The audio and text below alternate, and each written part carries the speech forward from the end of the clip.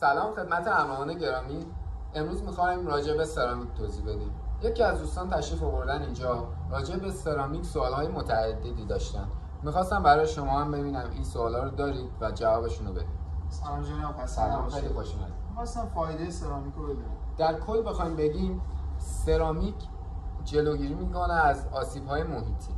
مثل چی؟ مثل آفتاب سوختگی و فضله پرنده، از این نوع قبیل آسیب‌ها و باران‌های اسیدی. یعنی سرامیک جلو خط و خش رو نمیگیره. در کل بخوایم بگیم سرامیک جلوی خط و خش رو نمیگیره.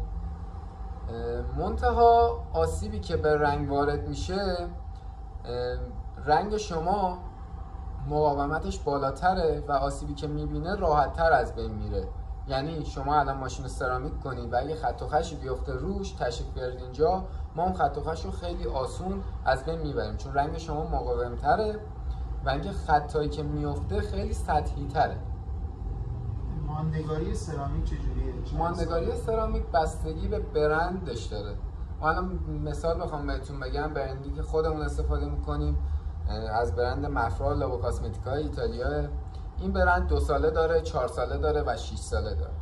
منتها تفاوتی نداره، شما چه ماندگاری 2 سال اجرا کنید چه ماندگاری 6 سال اجرا کنید، برای شما هر ساله باید تشریف بیارید برای اوورکوت ماشین.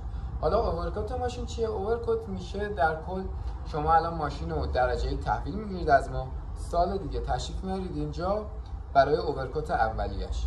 اگر خط و خشی افتاده باشه رو ماشین، آسیبی دیده باشه ماشین، ما اونا رو برای شما برطرف میکنیم، مجدد برای شما سرامیک میکنیم و تقدیمتون میکنیم.